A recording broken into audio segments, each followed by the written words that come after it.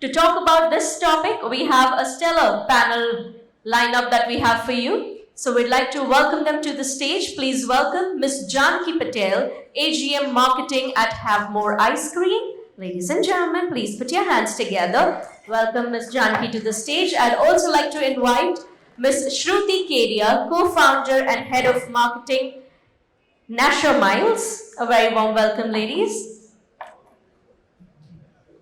And I request you to please sit according to your photographs, in the sequence of your photographs, please. I'd also like to invite Mr. Keyur Shah, Managing Partner, Apsara Ice Cream. Joining us on the panel, we also have Ms. Sarina Menezes, Senior Vice President at Oberoi Realty. On the panel, we are also joined by Ms. Promita Saha, Vice President, Karukrit, and Mr. Varun Mohan, Chief Commercial Officer, India for MEC. Moderating the session is Mr. Shreyas Kulkarni, Associate Editor at afaqs. Ladies and gentlemen, can we have a collective welcome applause for all our panelists and the moderator?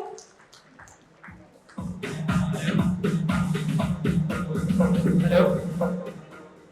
All right. I think Sarina is not going to be able to join us today, but we'd like you to please continue the conversation.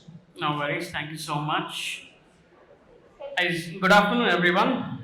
I see that's quite a full house. It's so much better than the movie theaters we visit these days. It shows we're doing a good job. Apart from Dhurandhar, of course, there are exceptions. So the title says the Indian consumer is attention, aspiration, authenticity. When I read this, I only think of one example from recent times, is the Audemars Piguet and Swatch collaboration. There were huge queues outside the Swatch bookcase. It's interesting because barring a few people or a certain demographic, Indians are not that big fans of horology. But this time, it started off with authority pieces on magazines like GQ, creators and luxury influencers spoke about it. So attention was built, a bit of FOMO was there. Then came the aspiration. Most people cannot afford an AP here. The big ones would rather buy it for tax brackets rather than to show it on the wrist. So the aspiration that I can afford this watch was there. Authenticity was built in because an AP or a Swatch, you've heard of these names, and they make really good timepieces. And they really look good well on your wrist as well, much better than those digital bands we wear these days. That's what I feel is today the Indian consumer built over a decade. These three words, the three A's together. Of course, the pandemic gave them a very good push towards this consumerism. A slight turbulence right now, thanks to the West Asia crisis and the inflation. But I think the Indian consumer is still thriving. There's a lot of life there.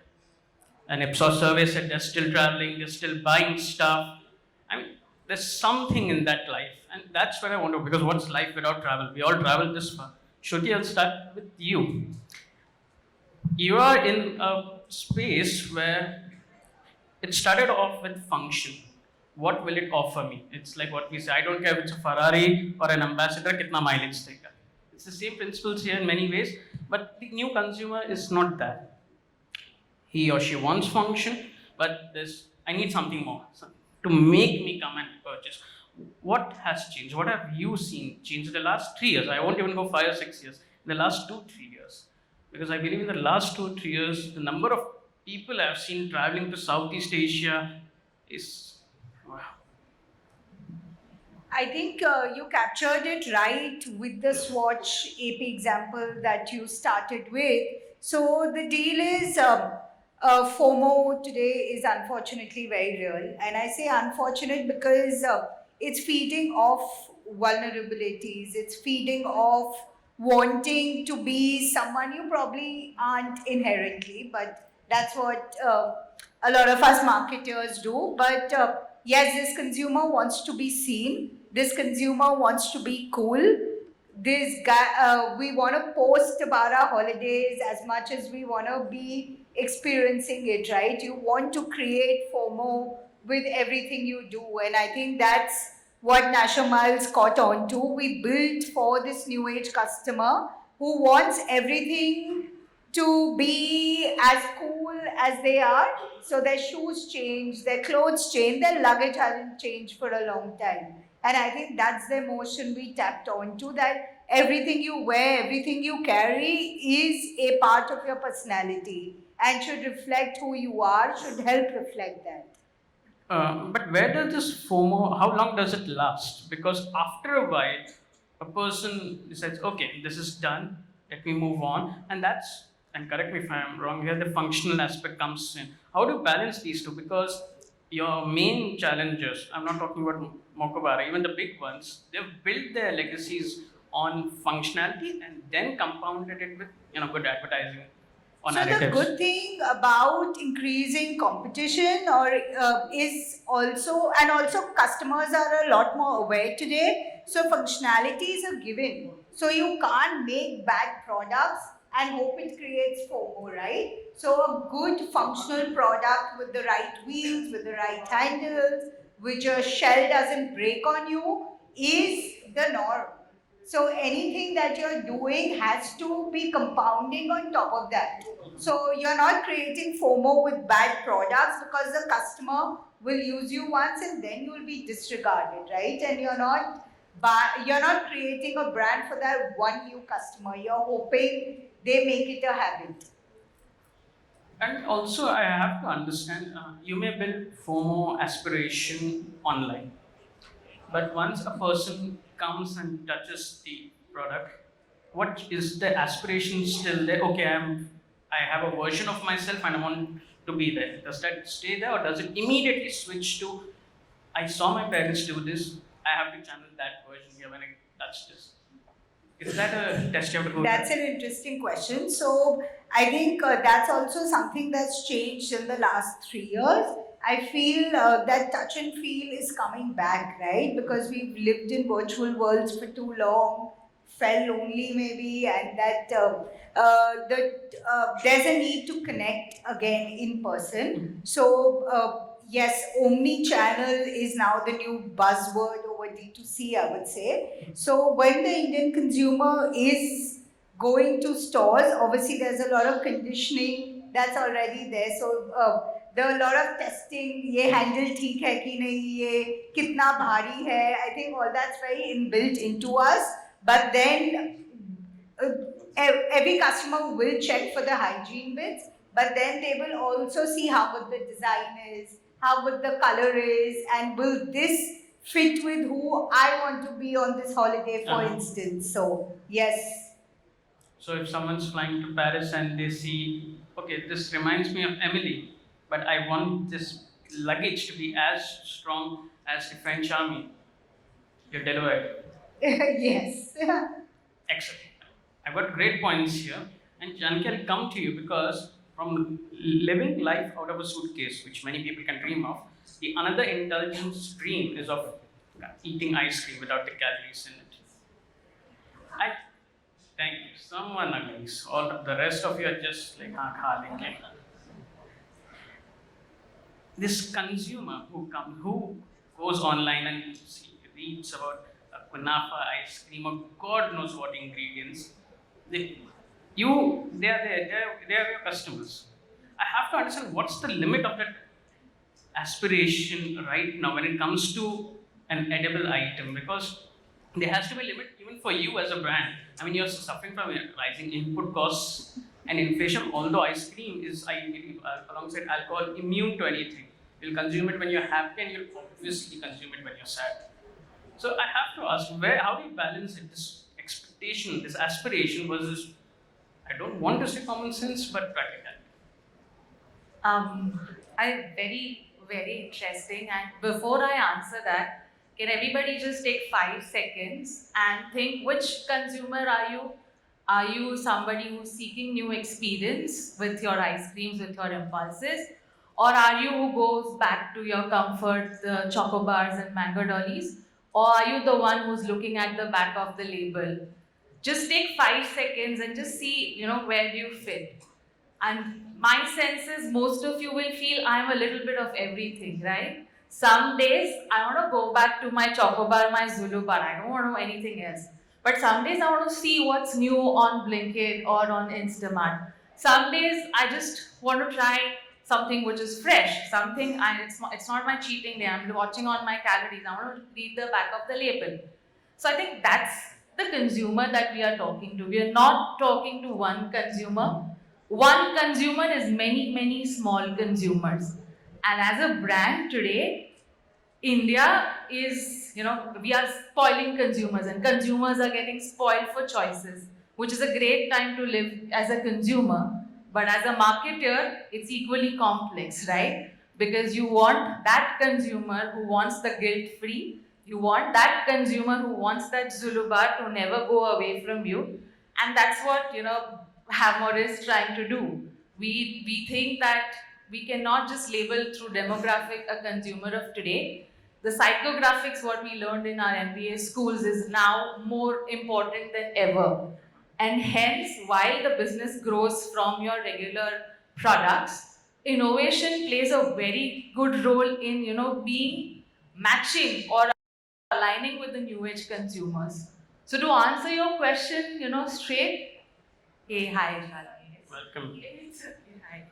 So it's a brilliant time that we're living, and as a brand, what Havmor is trying to do is it's always known for innovation. So we're maintaining that, and we are not seeing consumers as one type. Everybody has different types, and we want all of them to have fun because end of the day, it's ice cream, right? It's your little moments of joy, and that when you connect and when you feel relevant, it doesn't matter. But isn't there a risk of the authenticity factor shrinking a bit when you're catering to everyone? Like, if I know you for one or two particular items, particular flavors, I go every time because I don't need to go anywhere. But if you have everything under the sun and roof, So that's New India. If you want to be with the new Indians, you just can't sell that, okay, it's an 80-year-old brand, right? It will never leave its existing consumer base. People have been eating this ice cream for 80 years, would never want to let them go, but at the same time wouldn't want new consumer not to be part of the school fun brand that it is, right? So obviously there would be segments where more priority will be given to volume drivers with the choco bars and dollies. Nobody can, sort of replace those products and those consumers. But innovation is always fun. I mean, in this room, I don't think anybody will be there in last 6 months who have not tried a new flavor, right? So that's where the new India is going, and that's what Havmor is really sharpening towards. I am not part of the new India. But this innovation cycle, how short is it right now? Short as in? Let's say new flavors. How quickly do you have to notch up new flavors? So see, Havmor had this thing since I think 20-25 years where there was always something called flavor of the month. So every 3 months there were 3 new flavors that would come, which is an in and out. So that way, this brand has always lived that. But in terms of larger, permanent innovations, there would be 10 or 12 in a year. Okay, and if the new Indian consumer lives online, is your social listening the direct source for your innovations here? Of course, social listening, not only India, across borders, across Southeast Asian markets, where innovation is on a very high scale.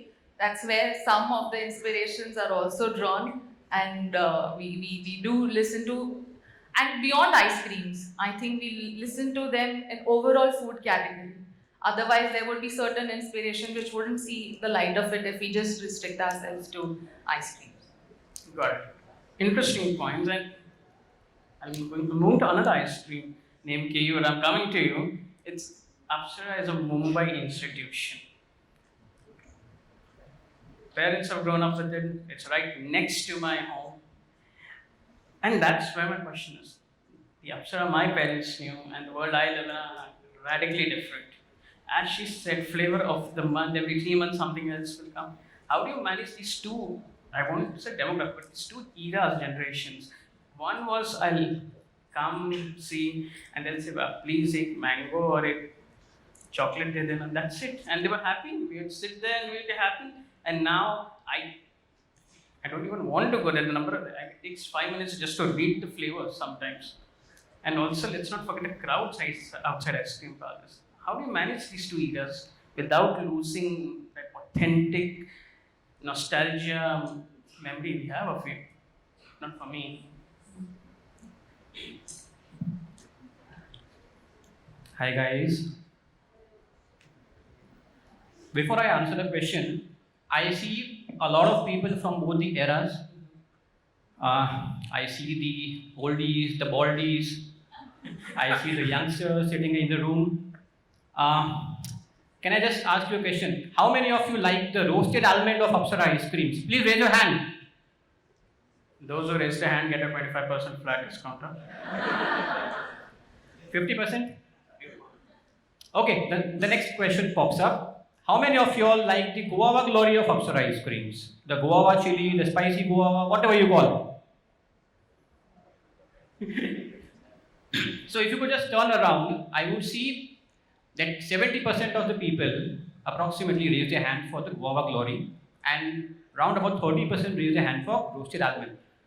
Roasted almond was the Gen Alpha, I would say. Guava is the Gen Z flavor, I would say. But guava glory was always present in our menu since a very long time. So I guess creation of new flavors or inventing new flavors is not the key. It is the recreation of the storyline and showcasing that to the new age people, the youngsters, the Gen Zs of the era, which is more important these days. My father, my uncle have always told me that you should use fresh fruits, you should not add any preservatives, no flavors as such. We've always made it that way, and this is the way that we are still making it. But the difference that we see is between a person born in the 1980s and somebody born in the 2020s, in the 2000s. It is that previously it was the word of mouth, the trust factor that people used to agree upon the owner's words. Currently, we are more into storytelling. It's the same concept. It was a word of mouth publicity previously, and it's storytelling by the ways of Instagram, the YouTube reels, shorts, blah blah blah, whatever. So the authenticity comes from what we are since the very beginning. We do not need to change anything in our recipes, in our formulations, in our ingredients. It is just how do we showcase it to the young customers these days. Secondly, I would also like to mention that it is not only how we promote our flavors or our brand, it is the overall experience that we provide to the customer which brings them back. A family of four may be walking into a store. The father must be coming in with memories that he had with his father who brought him to the parlor.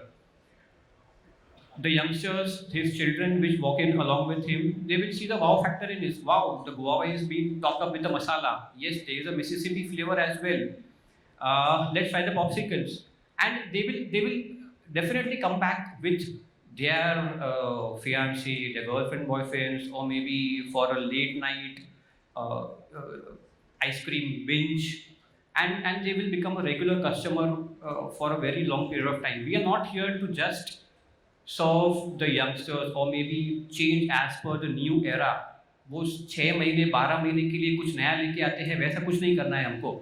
It is what we have been doing since a very long time. We have to do that in a better way. We have to recreate things.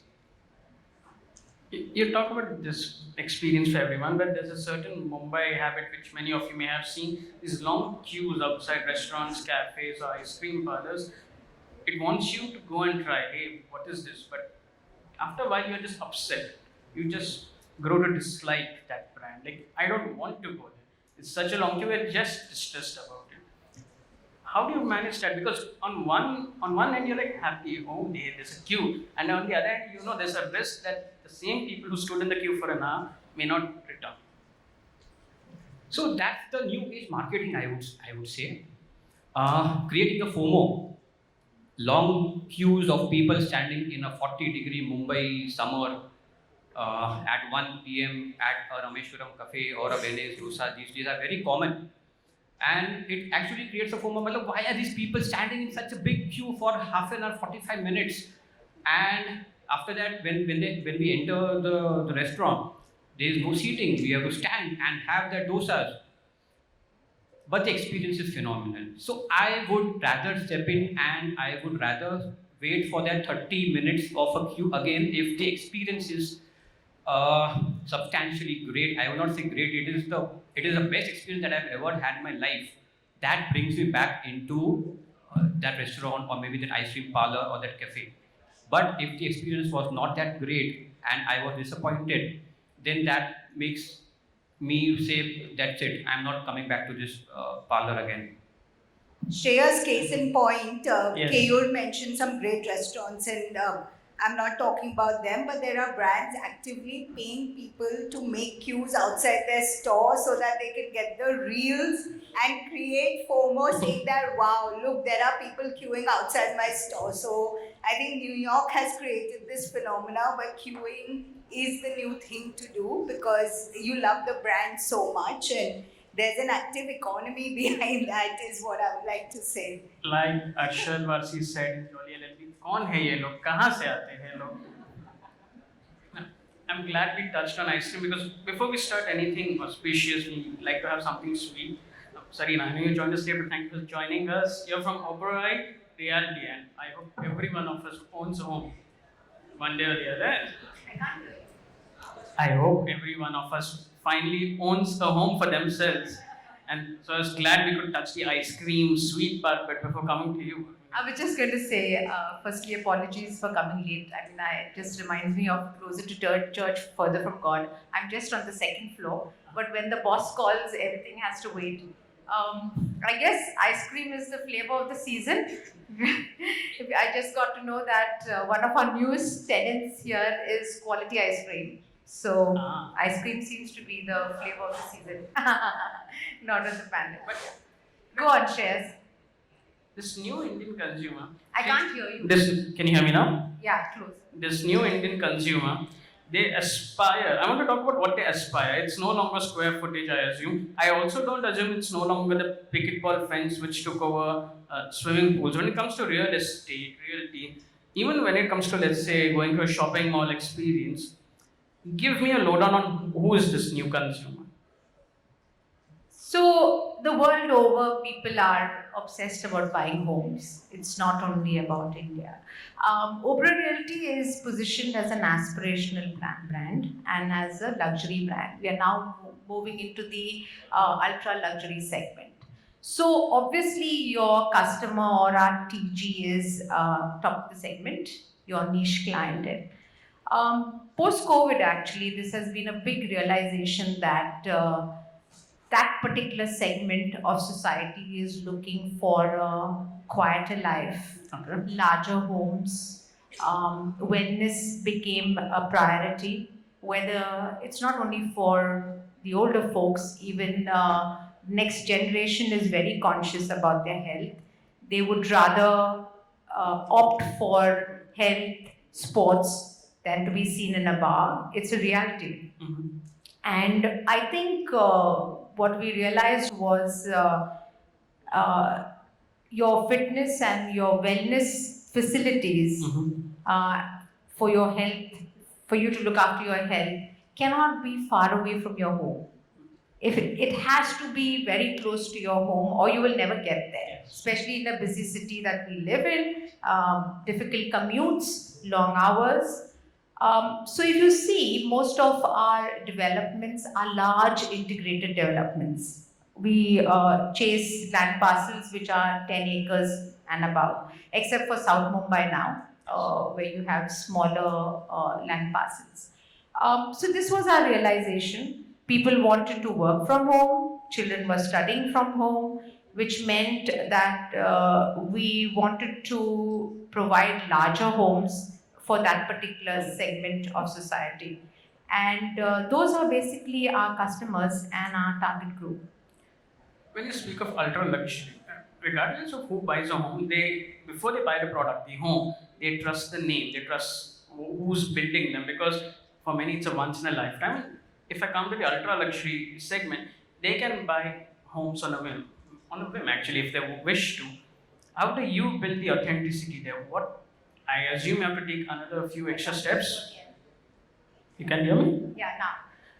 For the ultra luxury segment, do you have to take additional steps to build that trust in them? Because they are more well versed, more well read in, more exposed when it comes to these homes. Because for them, I assume they can buy homes on a whim.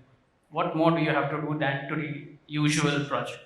Yeah, I think this is not only concerning the ultra HNI customer who is your ultra luxury client, but it is anyone in this room. How often would you buy a house? It's not like buying any other product. You would buy it once in your lifetime, twice in your lifetime, okay? Yes. If you have the propensity to spend and to invest, you would probably do it thrice. Now, this is the time when you write the largest check in your life. Yes. And when you write this big check, you want to give it to a credible brand or a brand which is reputed. You also, this is also a product, unless you buy a ready to move in. Most of the times you buy into under construction or probably a possession after a year or 2 years. So you don't really see your home or you don't engage in the product, which means the trust factor and the credibility of the brand is of very high importance. So this could be the middle segment, or it could be even a budget home, or it could be a luxury or an ultra luxury home. I think credible developers and developers with great financial reputation will always win the ticket. I'll take that. And I'll move to Promita because I've taken a while to come here, but the business. I'm really now getting into that FOMO mode, seeing that timer, you know, कि पता नहीं बोलने के लिए opportunity भी हम दोनों को मिले. Sorry. Don't worry, I can dictate the time here. Sorry. I took a while to come to you, but you're in the business of fleeting attention. You start outdoor and outdoor activations as well. Yes, absolutely. She knows her job bloody well. We are all silently listening to her. I have to understand this. If I think of the classic billboards, hoardings, everything, and even come to outdoor activations, capturing the attention of today's consumer is incredibly high. With all due respect, most of our attention spans match a Labrador puppy. We don't have good attention spans these days. One, how hard is it? Two, has the language you use to catch someone's attention changed in the last, let's say, 3-4 years? What has it changed?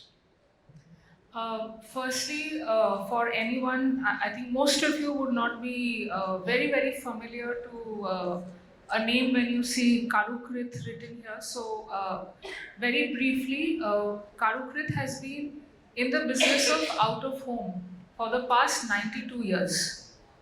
So, why I mentioned 92 years is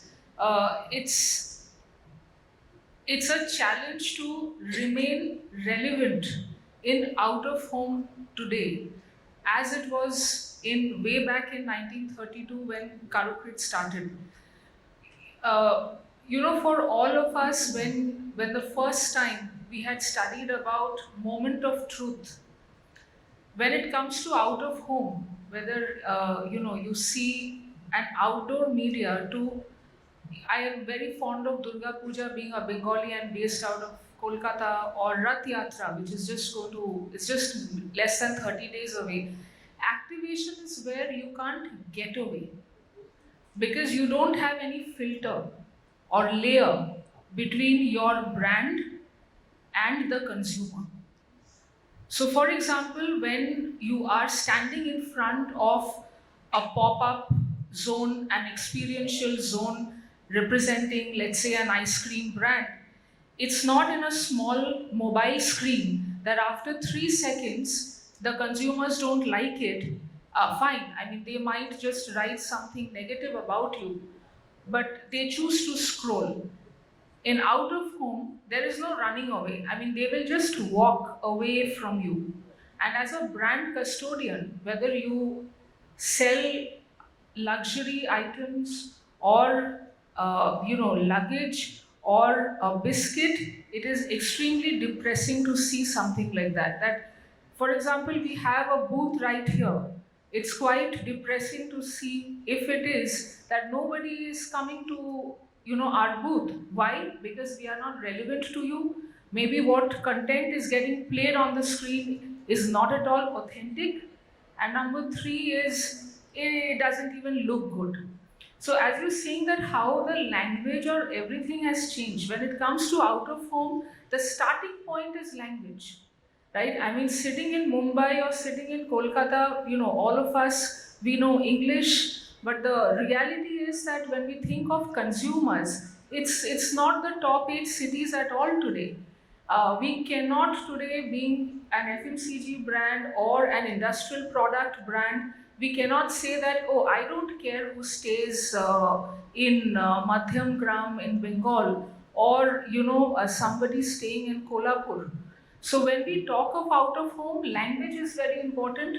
Authenticity to me, as somebody who gets at least 3 to 4 briefs every day, spanning different products and different geographies. So an agarbatti for Rath Yatra, to a cement in Gangasagar Mela, to an edible oil brand thinking about activating in Meghalaya.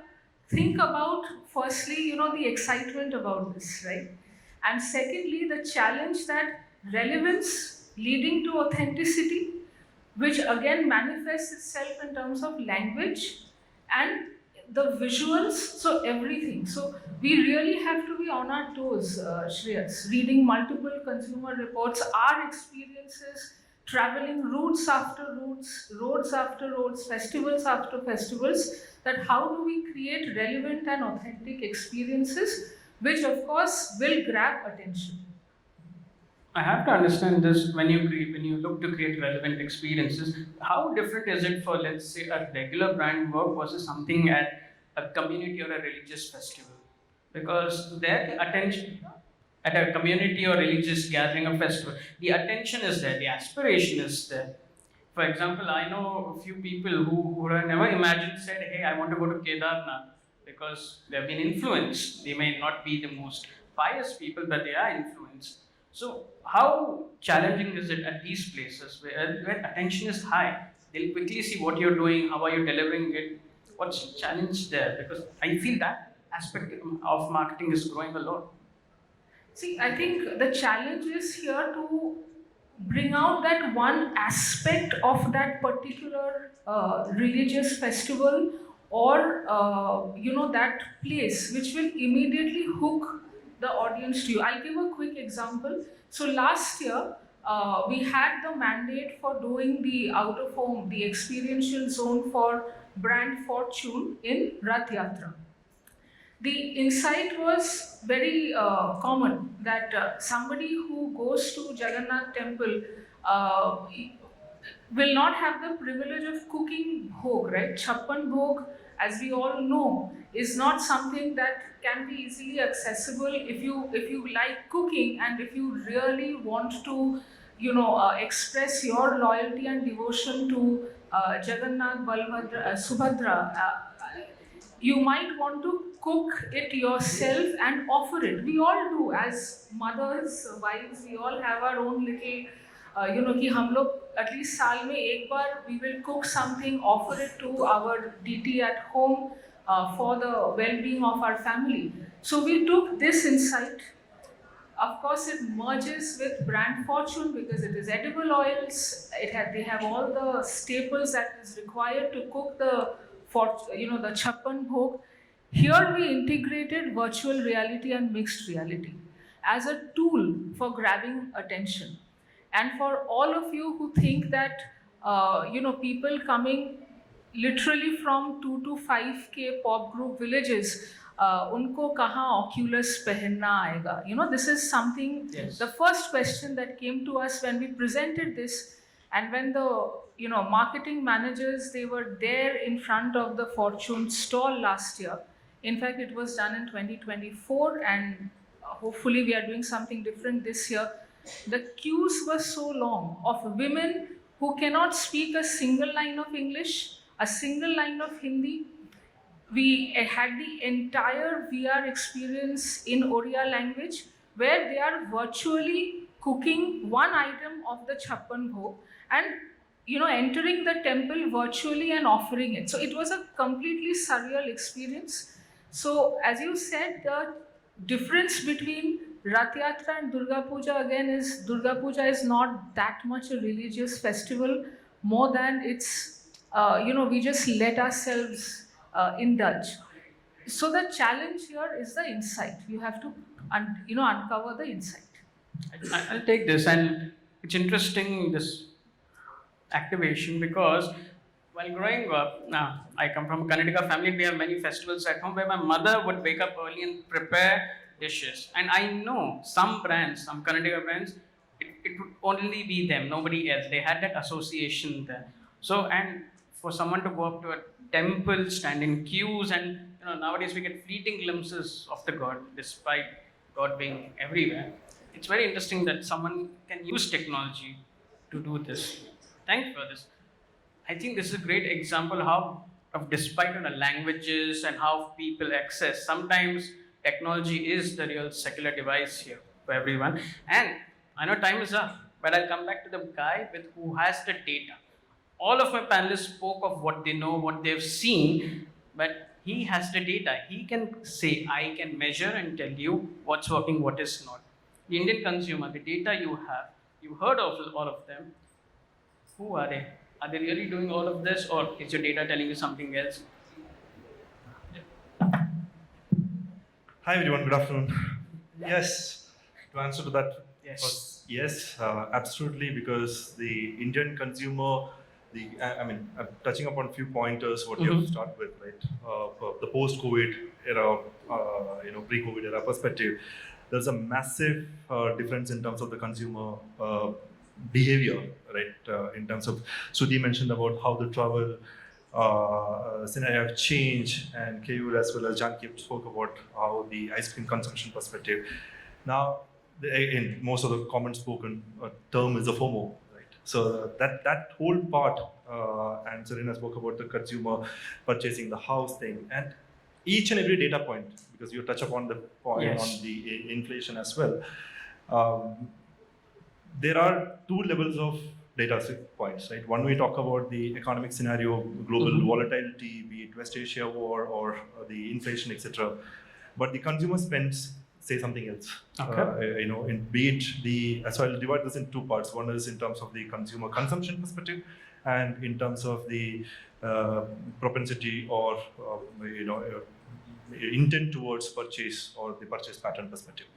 Now, the consumer behavior, the consumption on digital is all-time high. We see the Indian digital consumer is upwards of 1 billion users. That's 100 crore plus audience in digital connected devices today. The connected TV is growing at a rapid pace, wherein 3 years back when we launched, 4 years back, 2022 May when we launched connected TV, we had average 20 million household in India. Today we are talking about 78 million household. It's a rapid growth what we have seen in last 4 years.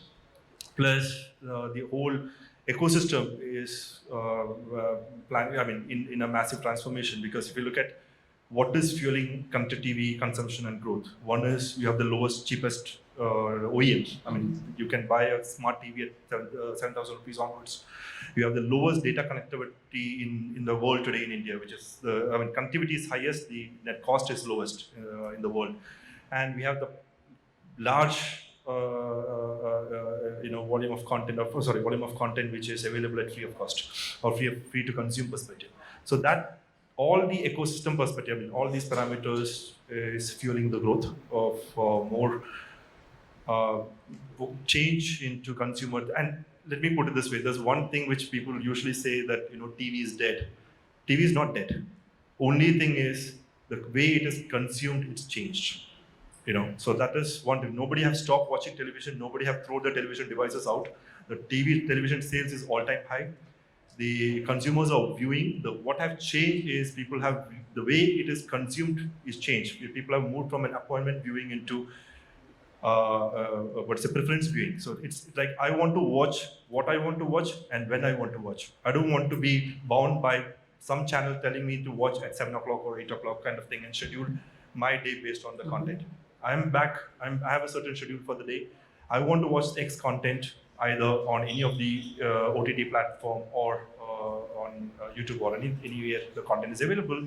And I want to watch when I'm free to watch, and I want to make it as per my convenience first thing, right? So that is the consumer behavior first thing. But there's one thing that's a problem here. If I have a smart TV, I then subscribe to an OTT platform. I want to watch it when I want to. But then suddenly I see, okay, pay more to get an ad-free experience. I don't want to pay more. And then I'm bombarded with an ad or two that connect with the brand, that authenticity. I lose it right away. It's not the brand's fault. It may not be the streamer's fault as well, but how do you get past it? That whole experience is ruined, isn't it? Not necessarily though. We have grown with watching television, with always being with ads, be it Doordarshan or be it the cable connectivity, all the channels what we have consumed, in spite of paying for our satellite monthly fees, we still had ads in our television linear feed kind of thing. So it is not something which have changed. What have thing is our expectations have changed slightly. We want to be much more convenient in terms of the viewing, and that's why the OTTs are giving you the option, because it's again. I can slightly deviate in the topic what you asked. So SVOD and AVOD. AVOD is advertiser-driven video on demand, and SVOD is subscription-driven model, right? A lot of platforms have focused only on SVOD in the past, and unfortunately, that is not the model for survival. The classic example is Netflix. Initially, they've been only focused on SVOD model, and 2 years back, they have moved to advertising model. So US started with ads last year, and India is expected to launch ads in Netflix this year. So Amazon Prime have already moved in that model. So all the OTTs, so the whole ecosystem going to coexist between advertiser-funded model as well as the premium watching experience. So if you want to avoid ads, you want to have a better experience, you can take a subscription and you can watch that content. So anyway, coming back to the topic of browsing or internet users perspective, average Indian consumer consumes around 4 hours of video content a day. It's again a massive consumption in terms of the content they consume on a daily basis perspective. So in this whole era, AI plays a significant role in terms of understanding this audience, who are these, how their consumption pattern is, and as you mentioned about the not to intrude their privacy as well, right? So how to certain way of doing an ad. If I talk about Nasher perspective, they want to target audience who are travelers. Right? In terms of, and again, you want to customize your communication based on what kind of travel preference do they have, whether they are hikers or whether they are planning to do in Southeast Asia, as we spoke about, increase the travel into Southeast Asian countries, or they are planning for a long holiday into European or Mediterranean side, etc. So, what kind of preferences do they have? How to customize your communication to that user? That makes a lot more interesting there. And on the other side, in terms of the consumer, coming back to the point of consumer spend, if you look at the whole data point, I'm just not going deep diving into a lot of parameters here, but just the recent news factors, right? If you look at a month back, there was a massive roadblock between Mussoorie and Dehradun, right? And if the inflation is so high, people wouldn't be traveling and spending them. Last year, again, the same inflation topic came up during the festive, and Tanishq is one of the largest jewelry in the country, have ran out of stock. Again, you can Google it, all this news. So these factors or these touch points are not giving the right story. And you and the ice cream brands here touch upon having a long queue outside their stores. And most of the brands, there are volatility in terms of external factors which impact certain brands. So, for example, in Mumbai, the rains are delayed. It is still hot, so ice cream, it's a good time for ice cream brands to have an extended growth and revenue right now. Similarly, it is West Asia war impacted certain categories. So, for example, what is driven by the crude oil, or the petrochemical categories like paints, tire industry, they are impacted, because of which, again, a recent story a week back, yesterday, the EV sales in India have dropped down. It doesn't mean that there is demand have dropped down. There is still the surge is in the surge. Unfortunately, there is no supply because there is no plant, because there is no vehicles to sell because of the paint, tire, and other limitations whatever OEMs have. So it is a demand supply issue, but consumer spend perspective, we haven't seen any decline or any challenge. I get this. So I can still see the audiences there. It's a good number till now. If I were to call this a movie, we've done pretty well at the end. Right now we have the audience. I think the only takeaway here is what you read with the numbers and the ground reality maybe or is different. There's still optimism. The new Indian consumer is still thriving, may continue to do so, will bear a few uncertainties here and there. Most of India is used to bearing such stuff. And I think I'll end it on a good note that if we have lunch very soon, I hope it's as delicious as the chapan bhog, which we all should make for the gods once in a while. Thank you so much for being here.